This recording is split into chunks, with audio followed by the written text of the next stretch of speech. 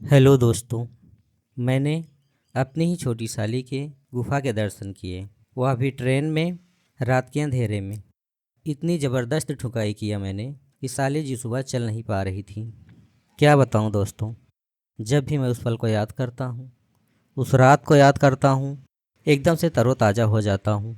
मैं वह ज़िंदगी भर नहीं भूल सकता। तो चलिए कहानी पर चलते हैं।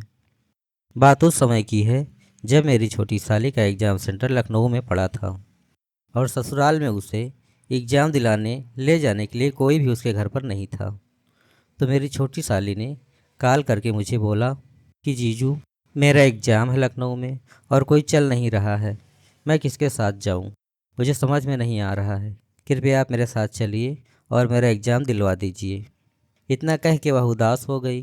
फिर मैंने उससे कहा, ठीक है, मैं कुछ देखता हूँ, मुझे छुट्टी नहीं मिल पाएगी, फिर भी मैं प्रयास करता हूँ। मेरी साली बोली, जीजू आप टेंशन मत लीजिए, दीदी से मैं बात कर लूँगी और आपसे खर्चा भी नहीं कराऊँगी। जो भी खर्चा होगा वह मैं खुद करूँगी, जो भी खर्चा होगा वह मैं खुद करूँगी। तो हमने भी मजाक मजाक में बोल दिया, सोच लो, मैं जीजू हूँ, फिर बाद में मत बोलना मैं कुछ भी खर्चा करवा सकता हूँ। इतना कहकर मैं हंसने लगा, तो साथ में वह भी हंसने लगी और बोली, जीजू आप बिल्कुल कभी नहीं सुधरिएगा, अब आप हमेशा से ही ऐसे रहते हैं। तो मैंने कहा, सुधर कर क्या फ़ायदा, जब साली इतनी खूबसूरत हो तो मुझे ऐसे ही रहने दो। दोस्तों, मेरी साली का रेलवे का एग्ज़ाम था और उसका सेंटर लखनऊ में पड़ा हुआ था। उसका नाम काजल है और उसकी उम्र अभी 23 साल है और उसकी प्रॉपर्टी ज़बरदस्त है, गोरा कलर, लंबे बाल। उसे देखकर किसी भी लड़के के मन में बुरे ख्याल आ सकते हैं। यहाँ तक कि मैं भी जब उसे देखता हूँ तो मेरा नागराज अपना फन फैलाने लगता है। खैर, अब हम स्टोरी पे चलते हैं। काजल बोली, जीजू बहुत हुआ मजाक, आप चलते हैं कि नहीं, पहले यह बताइए। तो मैं भी कह दिया, ठीक है, देखता हूँ, छुट्टी लेकर मैं आ जाता हूँ। तो दोस्तों, शाम को छुट्टी लेकर मैं घर पहुँचा। मैंने अपनी बीवी से जाकर सारी बात बताई, तो उसने भी कहा, हाँ काजल से मेरी बात हुई है, आपको छुट्टी मिली कि नहीं? तो मैंने कहा, हाँ मुझे छुट्टी मिल गई है। तो उसने कहा, ठीक है, काजल को ले जाओ, एग्ज़ाम दिलाकर अच्छे से ले आओ, आप रहोगे तो उसे कोई टेंशन नहीं होगी। अगले दिन सुबह काजल मेरे घर आ गई। वह एकदम मस्त लग रही थी। तो मैं मजाक में कहा, साली जी, एग्ज़ाम देने जा रही हो या कहीं डेट पर जा रही हो? काजल मुस्कुराते हुए बोली, जीजू आप पहले रेडी हो जाइए, अभी 1 घंटे बाद हम लोगों को निकलना है, ट्रेन का टाइम हो जाएगा। तब मैंने कहा, साली जी क्यों इतना गुस्सा हो रही हो, मैं अभी रेडी हो जाता हूँ। इतना बोलकर मैं रेडी होने के लिए चला गया। शाम को 6 बज चुके थे और हम रेडी हो गए थे। तो हम दोनों निकल लिए स्टेशन के लिए। एक ऑटो में लगभग 7 बजे हम लोग स्टेशन पहुंच गए और ट्रेन का वेट करने लगे। मैंने काउंटर में जाकर पता लगाया तो पता चला ट्रेन 1 घंटे लेट है। फिर वहां हम प्लेटफॉर्म पर बैठकर ट्रेन का इंतज़ार करने लगे। 9 बजे के लगभग हम लोगों की ट्रेन आई और हम लोग बैठ गए। यह ट्रेन एसी एक्सप्रेस वाली थी, मतलब यह ट्रेन एसी वाली थी। हम दोनों के अलावा केबिन में कोई और नहीं था, क्योंकि हमारे ससुर जी ने टिकट करवाए ही ऐसे थे।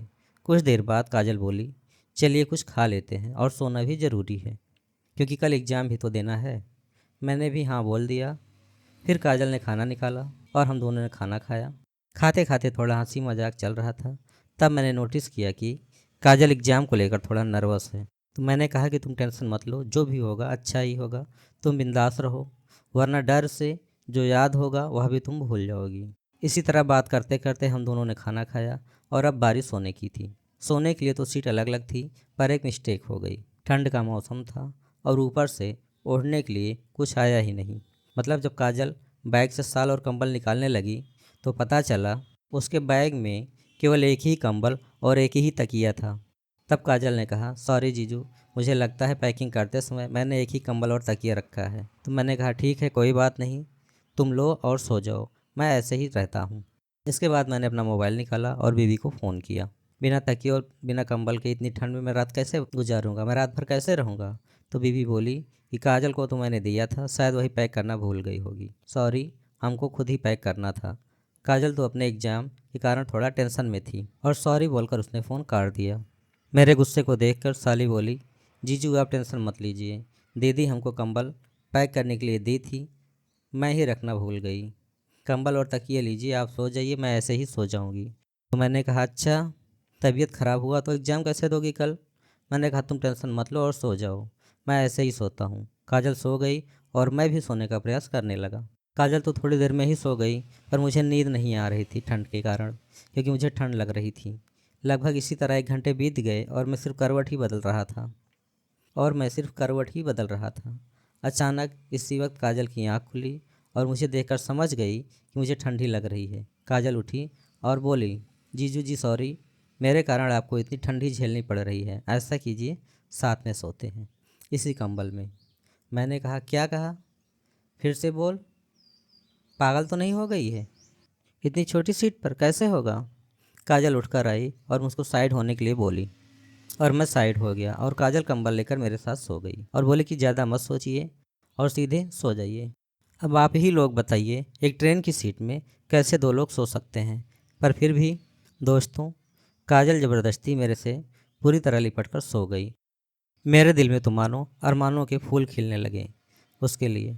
मैं पागल हुआ जा रहा था। वह मुझे पूरी तरह लिपट कर सो रही थी और मेरा नागराज अब पूरी तरह से फन फैलाकर जाग चुका था। शायद इसका अनुभव काजल को भी होता रहा होगा, क्योंकि नागराज सीधा तनकर खड़ा था और ऊपर से मेरा नागराज काफ़ी बड़ा और मोटा है। मैं काजल से कहा कि जगह नहीं बन पा रहा है, क्या मैं तुमको पकड़कर सो जाऊं? काजल बोली हाँ सो जाइए।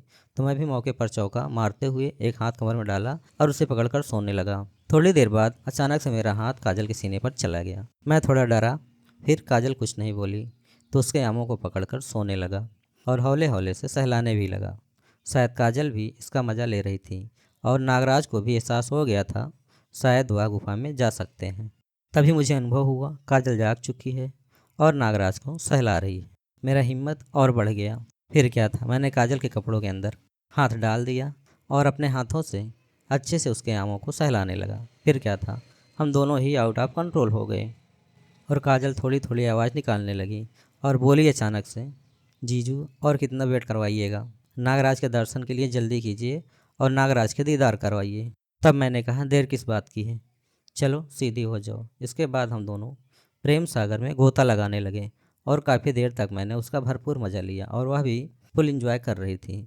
और इसी तरह से प्रोग्राम ख़त्म होने के बाद में मैं निढाल होकर बैठ गया और काजल चुपचाप लेट गई और वह पानी पीकर सो गई। फिर सुबह 6 बजे हम लोग लखनऊ पहुँचे। सच बताऊँ दोस्तों, बहुत मज़ा आया इस रंगीन रात के सफ़र में। हम दोनों की बस इतनी सी कहानी। दोस्तों, आपको कहानी कैसी लगी कमेंट बॉक्स में ज़रूर बताएं और अगर आप नए हैं तो चैनल को सब्सक्राइब अवश्य कर लें।